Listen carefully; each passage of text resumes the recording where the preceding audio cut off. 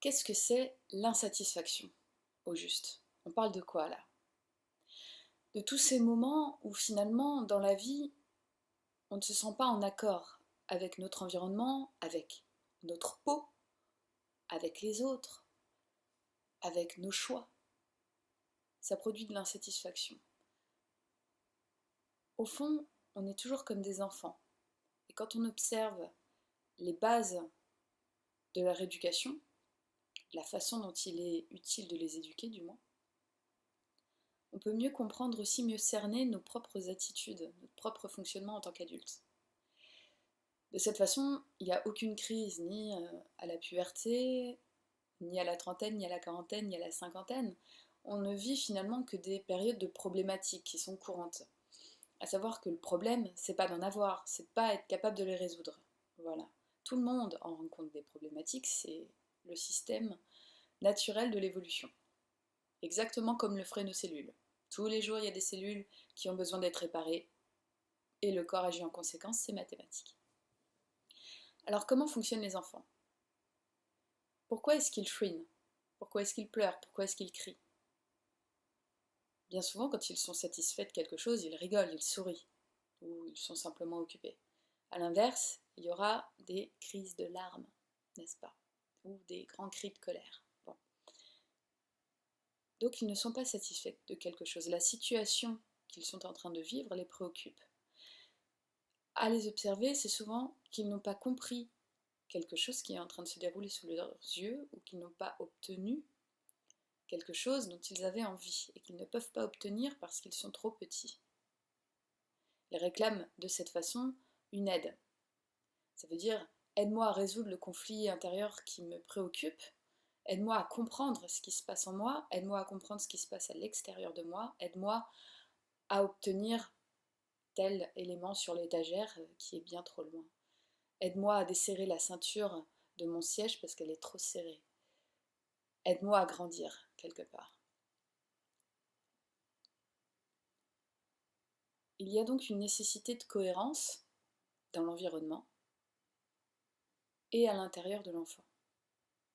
Dans l'environnement, ça veut dire qu'un enfant, lorsqu'il note une incohérence, il va être surpris, intrigué, et puis s'il n'obtient pas de réponse, d'explication, ça va vraiment commencer à le troubler. Il va se sentir en insécurité. Et donc, il va le manifester. Il va se manifester de manière à attirer l'attention.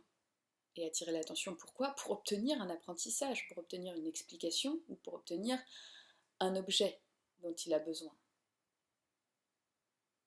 Est-ce qu'on n'est pas finalement exactement comme des enfants, encore en tant qu'adulte? Bien sûr que si.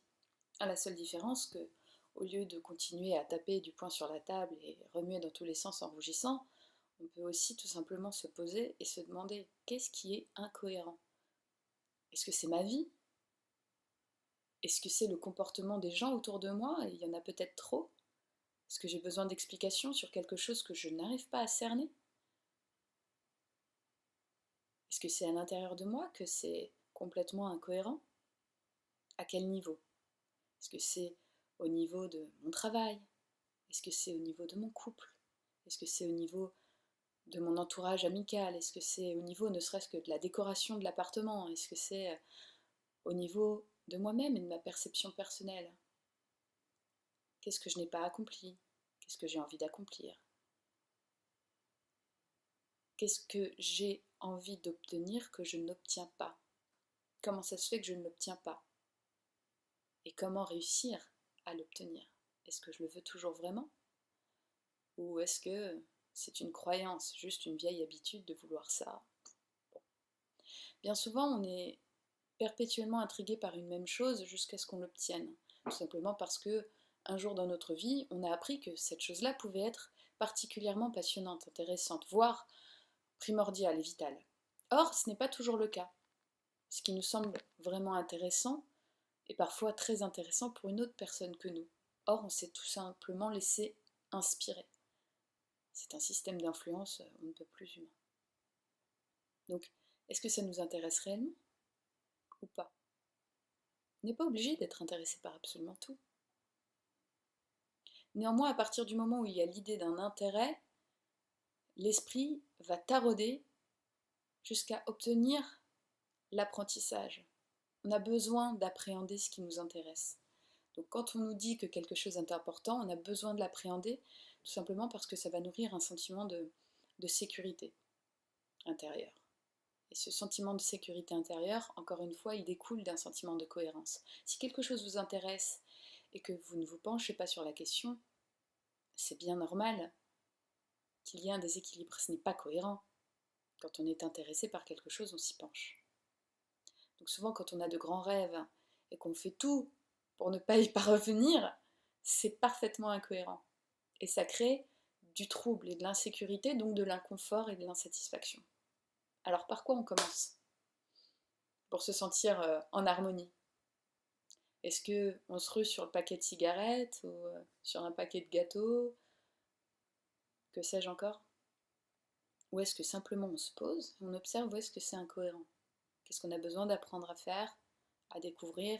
Est-ce que les choses nous intéressent vraiment ou est-ce que c'est simplement un filtre de l'éducation? Est-ce qu'on a envie d'avoir tel ou tel caractère? Est-ce que c'est ça la vie à tout prix? Ou est-ce que c'est quelque chose qui peut découler de notre libre arbitre pleinement? Quelqu'un qui n'aime pas le sport, par exemple, est-ce qu'il est obligé d'aimer le sport? Est-ce que c'est absolument vital? Ou est-ce que l'activité physique peut être assez réduite? Si oui, est-ce que l'hygiène alimentaire autour a besoin d'être axée elle aussi, mise en cohérence, etc., etc. Enfin bref. Autant de questions de vie, de problématiques qui trouveront des réponses vers la satisfaction. Eh bien, je vous souhaite une très bonne journée, et puis à vos crayons, à vos petits carnets, et je vous souhaite de passer à la satisfaction du jour le plus rapidement possible, et puis dans les conditions les plus cool. Salut, bye bye, et si vous avez des suggestions, n'hésitez pas, je serai entièrement à votre écoute. Salut!